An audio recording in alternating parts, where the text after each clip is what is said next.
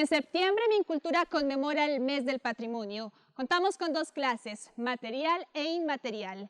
El capítulo de hoy será dedicado al patrimonio material, que es aquel tangible e incluye monumentos, obras de arte, objetos, documentos y edificaciones de gran valor cultural. Desde el Teatro Colón, declarado Patrimonio Cultural de Colombia en 1975, les damos la bienvenida a Cultura al Aire. Conozcamos algunos ejemplos de lo que es patrimonio cultural material colombiano. La Catedral de Pasto es una basílica renacentista y es un elemento de referencia en el entorno del centro histórico de Pasto. En el interior hay muestras de pintura mural y de pintura en óleos de artistas, artesanos de la región. Es la iglesia matriz más importante de esta ciudad. En 1914 es asesinado Rafael Uribe con esas hachas que están allí. Sus asesinos van a estar recluidos en el actual Museo Nacional de Colombia y los hermanos Di Domenico harán una película en la cual Galarza y Carvajal, sus asesinos, se representarán a sí mismos. Estas hachas hacen parte del patrimonio material colombiano.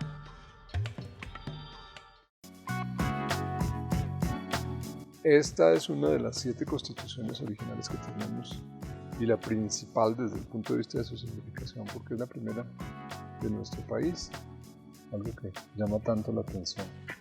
Es que vienen pues las firmas de los representantes y finalmente el libertador Simón Bolívar sanciona la Constitución con su firma y se impone el sello en lacre de la República.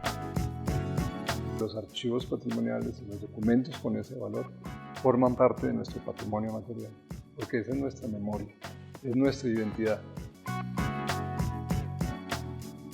El patrimonio cultural está relacionado con los valores culturales de la comunidad que lo produce. Conozcamos las acciones que lleva a cabo el Ministerio de Cultura de la mano de las comunidades para la preservación y apropiación del patrimonio cultural material.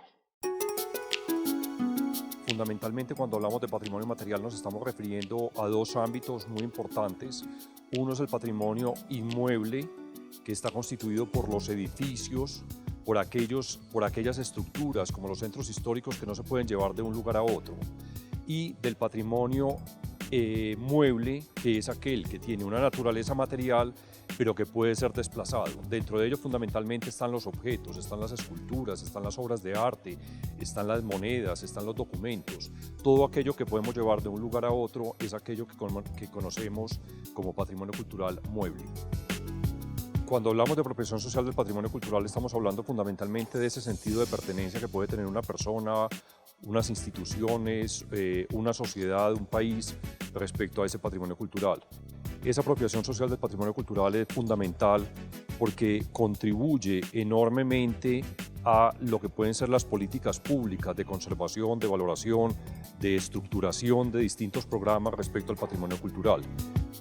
Tenemos unas apuestas dentro del Programa Nacional de Recuperación de Centros Históricos, como son unas intervenciones grandes e importantes en algunos de esos centros históricos que cuentan con declaratoria, particularmente en el Centro Histórico de Santa Cruz de Mompox, que como todos sabemos está inscrito en la lista del Patrimonio Mundial de la UNESCO. Continuaremos con las obras de la Albarrada Norte hasta llegar a la Plaza de San Francisco y también en la Plaza de Santa Bárbara hasta completar todo ese proyecto que hemos denominado Mompox de cara al río. Un patrimonio que no tiene algún sentido para una comunidad es muy difícil de conservar. De esa manera, esa apropiación del patrimonio cultural y todo lo que haga el Estado frente a ella es un tema fundamental en el cual trabajamos desde el Ministerio de Cultura.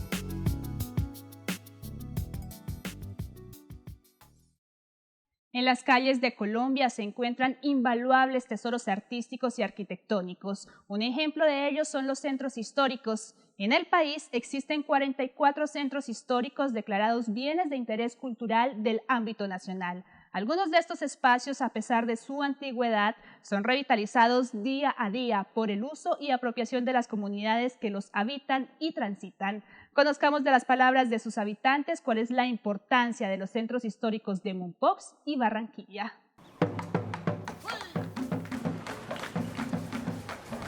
Así como existen edificios que tienen unos valores singulares históricos, También existen conjuntos de edificios que por sus valores tipológicos se denominan centros históricos. El Centro Histórico de Barranquilla tiene 100 hectáreas y, como lo hemos dicho, tiene una gran variedad de propuestas arquitectónicas. Es la variedad la que le da el valor al Centro Histórico de Barranquilla.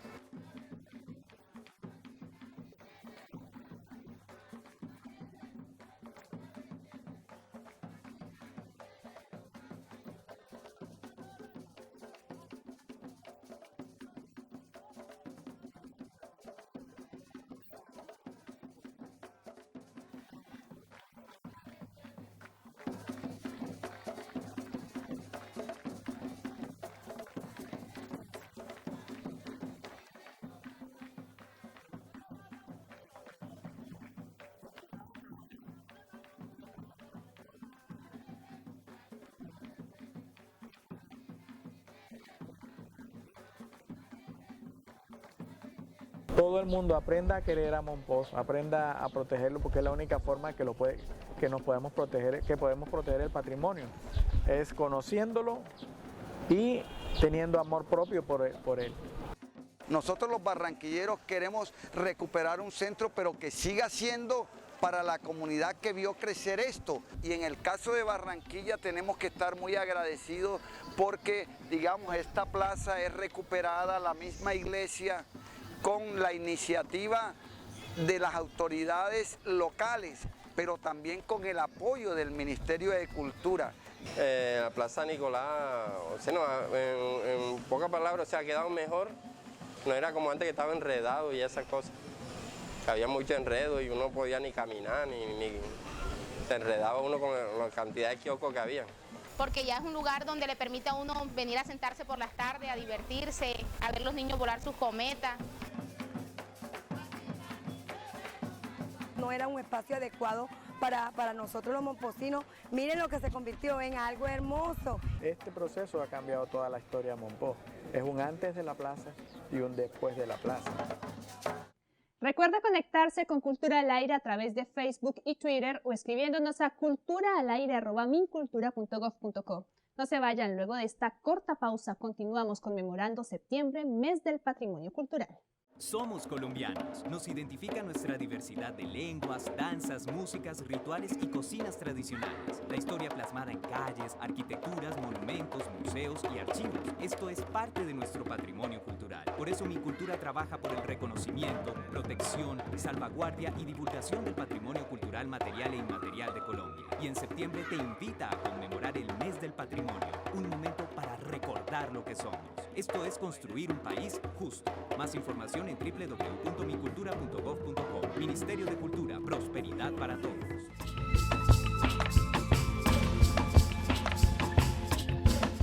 El teatro que veremos a continuación es una de las edificaciones más significativas del patrimonio histórico y cultural de nuestro país. Actualmente se encuentra en un proceso de restauración que pretende convertirlo en un escenario propicio para las artes escénicas y musicales del siglo XXI, eso sí, sin olvidar sus valores patrimoniales y arquitectónicos. Se trata de el Teatro Colón, considerado como uno de los más hermosos teatros a la italiana de todo nuestro continente.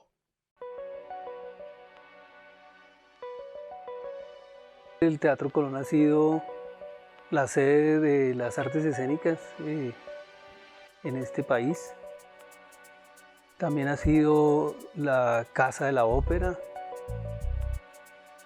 Durante los 120 años de apertura del teatro pasaron grandes figuras de la ópera, del teatro, de la danza, de la música, como Igor Stravinsky, quien dirigió la orquesta, Marcel Marceau, compañías de danza de la talla del Ballet Folclórico de México.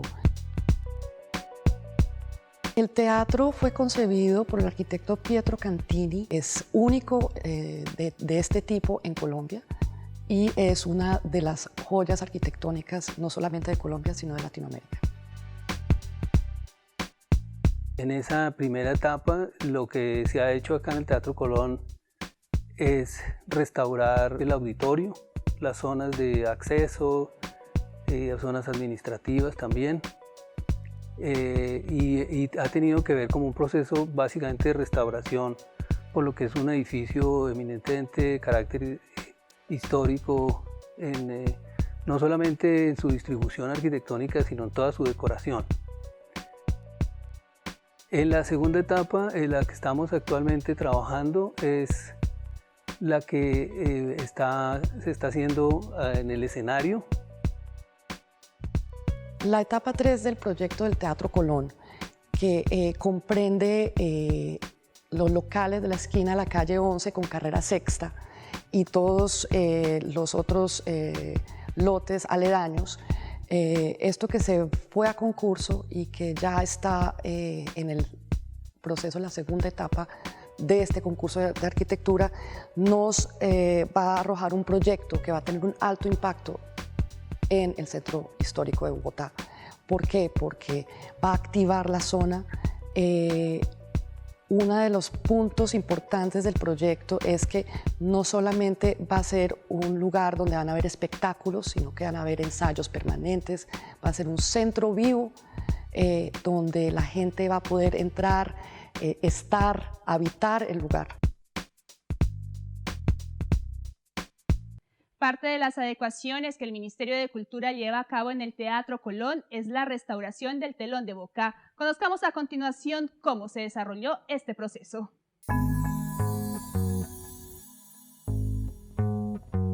El telón de boca está realizado sobre una tela.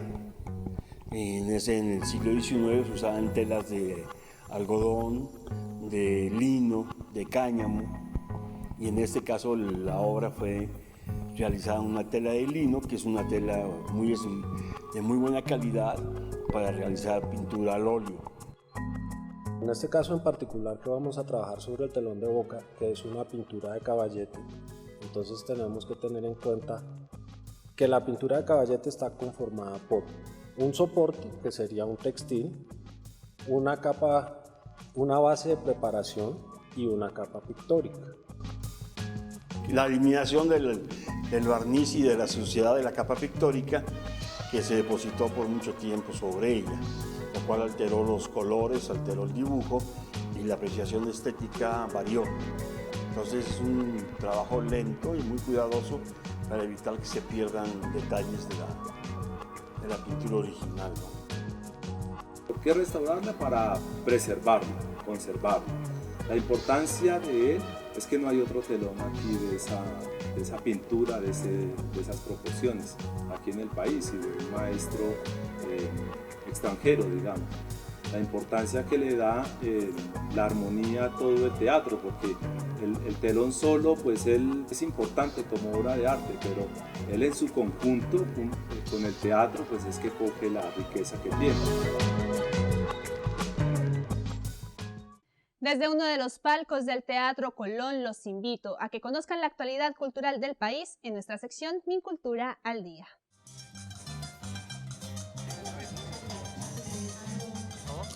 En Pasto, el Ministerio de Cultura entregó el Premio Nacional de Cocinas Tradicionales Colombianas, que rescata los saberes culinarios tradicionales de las diferentes regiones del país. Los proyectos ganadores en las categorías de reproducción e innovación fueron, entre palmas y manglares, el tamal de chigua verdura del Valle del Cauca y coporo y creciente de Pomarrosa de Arauca. La apuesta del programa básicamente es no solamente descentralizar, sino llegar a cada uno de los rincones del país, como está comprobado con la convocatoria de este año, donde hemos tenido participantes de los 32 departamentos y de muchos municipios del país. Este premio se entregó en el marco del primer encuentro de cocinas tradicionales nariñenses, que tiene como fin valorar y reconocer el patrimonio cultural inmaterial relacionado con las prácticas productivas con fines alimentarios y las tradiciones culinarias. En el caso de Nariño se logró trabajar con las organizaciones indígenas y campesinas de 5 municipios y de varios corregimientos de Pasto. Esto nos ha permitido desde la política de cocina introducirnos en el tema de prácticas tradicionales, de prácticas productivas, de desarrollo sostenible, porque la política plantea no solo el tema de la receta y de la cocina, sino desde la producción. el trabajo del Ministerio de Cultura de Colombia se destaca especialmente por la mirada y esta atención especial que está teniendo hacia las cocinas tradicionales, sin buscar únicamente la receta, sino que buscando que esas preparaciones sean comprendidas en su historia y en el aporte que pueden hacer para el desarrollo de las comunidades. Felicitaciones al Ministerio por esta iniciativa y definitivamente hay muchos aprendizajes aquí para otros países latinoamericanos que tenemos que recoger.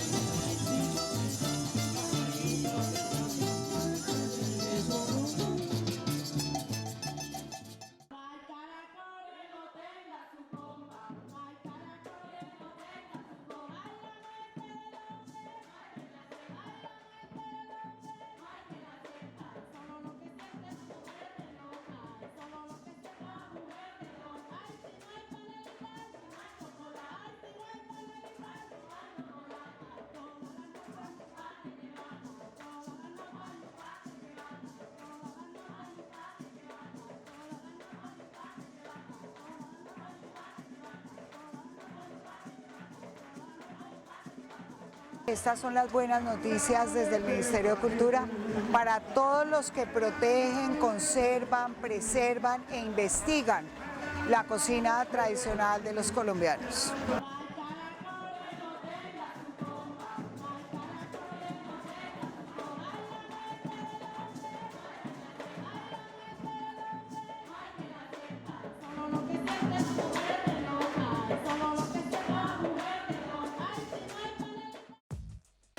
Con la participación de escritores, poetas, académicos y amigos del maestro Álvaro Mutis, quienes leyeron algunos de los fragmentos más destacados de su obra en la sede de la Biblioteca Nacional de Colombia, concluyó la serie de conferencias, charlas y ciclo de cine sobre el Premio Cervantes de Literatura 2001, con motivo de sus 90 años de vida.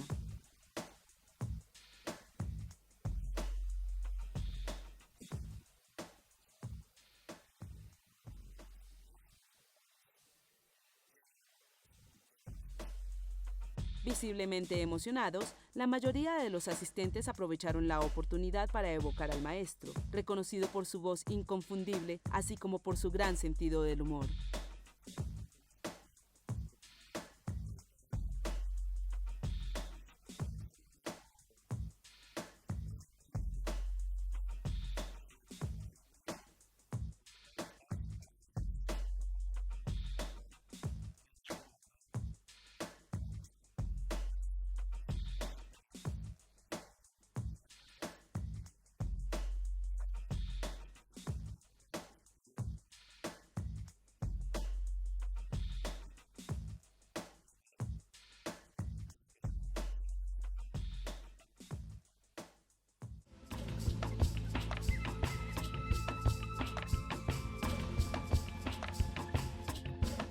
El patrimonio archivístico es ese acervo de documentos y registros históricos que se convierten en la memoria de nuestro país. Veamos algunos de esos tesoros que el Archivo General de la Nación preserva, protege y pone al alcance de los colombianos.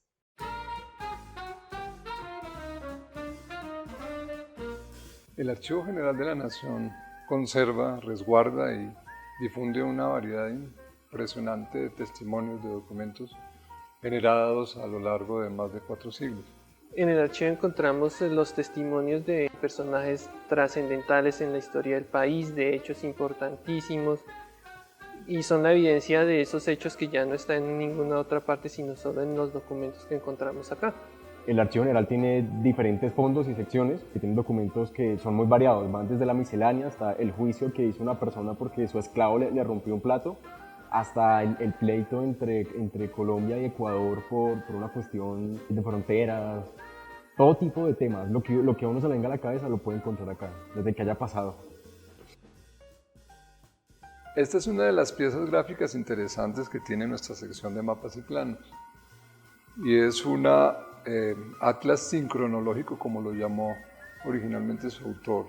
Muestra, por ejemplo, las dimensiones del Arca de la Alianza. O muestra a Caín matando a Abel del cachiporrazo terrible que le da. Tiene más o menos unos 6,40 metros de largo, o sea, es en realidad el plano más grande que tenemos en la sección de mapas y planos. Y es de una variedad pictórica impresionante. Este fondo, que se denominó en su momento Negros y Esclavos. Recopila mucha información sobre la triste época de la esclavitud en nuestro país. Entonces son las quejas, los lamentos de los esclavos plasmados en estos folios para que no les quitaran sus esposas, para que no los marcaran en la cara, por ejemplo. Los invitamos a que consulten nuestro archivo para que las generaciones presentes aprendan nuestra historia a partir de estas fuentes originales, de estas fuentes primarias, que son supremamente valiosas. Yo invito a la gente a que venga al archivo porque no es solo como algo académico, sino también de interés general y de interés personal. Estar aquí cerca es como casi tocar a esas personas que vivieron hace cientos de años, como hablar con ellas. Es fácil, es gratis y aquí se conoce más historia que en cualquier otra parte. Desde la taquilla del Teatro Colón los quiero invitar a que se programen con las diversas actividades culturales que se llevarán a cabo en Colombia durante esta semana con nuestro calendario cultural.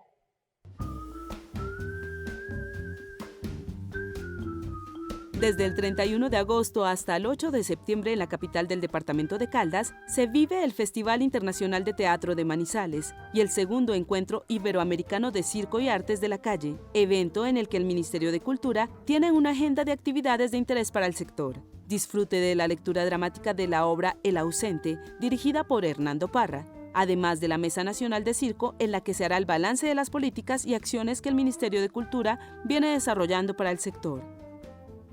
Del 2 al 6 de septiembre se realizará el taller de montaje y circulación de contenidos para centros de creación de contenidos culturales en zonas de frontera, en la ciudad de Valledupar y en Riohacha. Del 3 al 5 de septiembre en la ciudad de Bogotá se llevará a cabo Colombia 3.0, la gran cumbre de contenidos digitales en Latinoamérica, un encuentro organizado por Mintic, de interés para los creadores de contenidos digitales. Del 5 de septiembre al 3 de noviembre se realizará en la ciudad de Medellín la versión número 43 del Salón Nacional de Artistas, una iniciativa del Ministerio de Cultura que desde su creación ha sido considerado como el termómetro del arte en Colombia, logrando redefinirse continuamente para responder a las transformaciones de las prácticas artísticas del país. Finalmente, del 5 al 9 de septiembre en la ciudad de Popayán se llevará a cabo el 11º Congreso Nacional de Gastronomía de Popayán. En esta versión, los invitados de honor serán Ecuador y la región del Magdalena. Consulte toda la programación en www.mincultura.gov.co.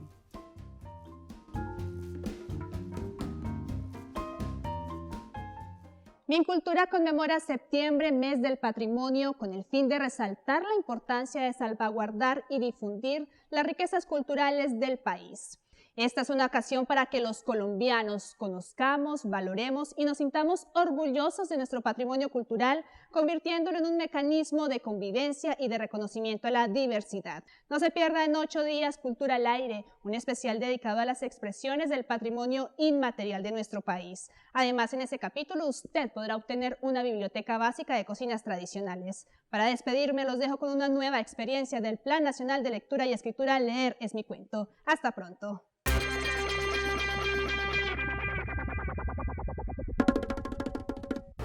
Había una vez una piraña vegetariana llamada Pirañaco que quería viajar al Océano Atlántico. El proyecto Leer la Naturaleza, que fue el que aprobó el Ministerio de Cultura, es un proyecto artístico y pedagógico en el cual los niños no solamente tienen el acceso a dibujar, deleitarse, recrearse y crear, sino también tienen la oportunidad de conocer más hacia los géneros de la naturaleza, las especies, los animales, el agua, el ambiente, la ecología.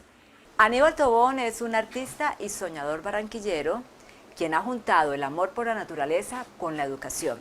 Su proyecto Leer la Naturaleza es hoy en día apoyado por el Ministerio de Cultura a través del Programa Nacional de Concertación Cultural. Y llegó mitad del océano y se encontró con un pez globo perdido y el tortuga le ayudó.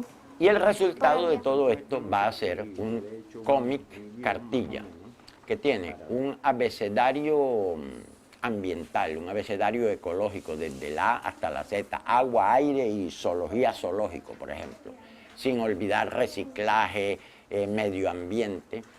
y que va a ser un Paquito se dice en Barranquilla. Ese cómic le va a permitir a un montón de escuelas, bibliotecas, personas, participar de alguna manera de los logros del proyecto, que es el Paquito. Y así va quedando la ciudad que era bonita. El sistema de apoyos que tiene el ministerio, por su forma democrática, creo que es lo mejor que le puede pasar a organizaciones como nuestras, que somos privadas pero sin ánimo de lucro. El barrio Solimar en Salgar, Puerto Colombia, es una zona de invasión, un sector vulnerable y de alto riesgo por su problemática social, donde el proyecto Leer la Naturaleza busca fortalecer la convivencia pacífica y la valoración ambiental de su entorno marino. Concretamente en espacios deprimidos como estos, la lectura es además una forma de los niños emplear su tiempo libre y que mañana puedan ser mejores personas también. Asumieron como propio el espacio y venían a jugar o a dibujar.